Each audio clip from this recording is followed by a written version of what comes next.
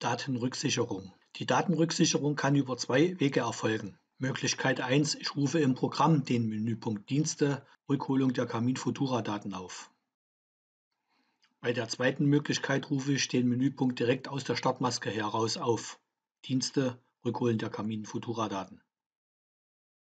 Der Vorteil der zweiten Möglichkeit besteht darin, dass, wenn ich die Software durch einen Datenbankfehler nicht mehr starten kann, ich eine intakte Datensicherung zurückholen kann. Als erstes entscheide ich mich entweder für eine Teilrücksicherung oder für eine Komplettrücksicherung. Möchte ich eine Komplettrücksicherung durchführen, klicke ich die entsprechende Karteikarte an und wähle im nächsten Schritt meinen Datenträger aus. Hier muss ich jetzt die entsprechende ZIP-Datei heraussuchen. Der Name der Datei lautet Komplettsicherung, gefolgt vom Tagesdatum. In diesem Fall hole ich dementsprechend einen Datenbestand vom 19. März 2020 zurück. Durch einen Doppelklick mit der Maus treffe ich meine entsprechende Auswahl.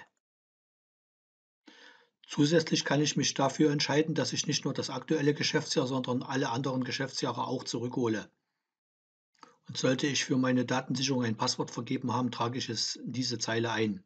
Danach kann ich die Aktion mit Daten zurückholen starten.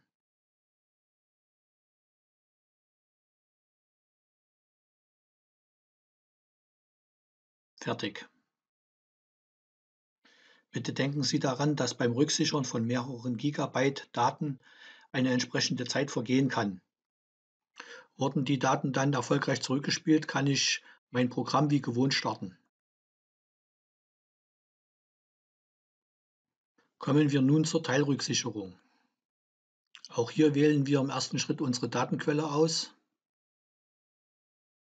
Danach muss ich auf die Datei mit den Kehrbezugsdaten verweisen.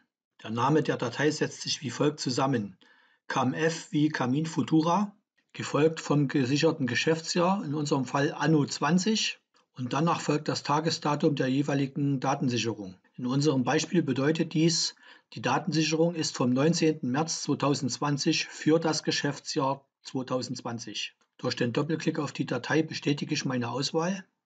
Und im unteren Bereich habe ich dann noch die Möglichkeit, mir auszuwählen, ob ich zusätzlich zu den Kehrbezirksdaten auch meine Camin-Programmdaten, meine eigenen Texte, meine externen Daten und alle Adressen zurückholen will.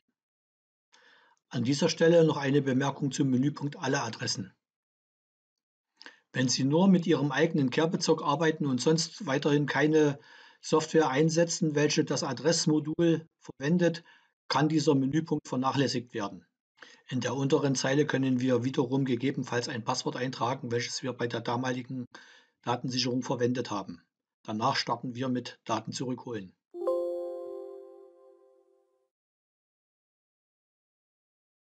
Fertig. Nach Beendigung der Datensicherung können wir wie gewohnt unsere Software starten.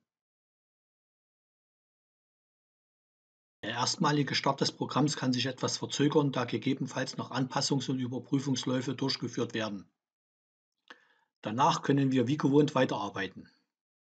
Wir sind mit unserem Video am Ende angelangt und wir wünschen Ihnen bei der Weiterarbeit mit Camin Futura viel Erfolg.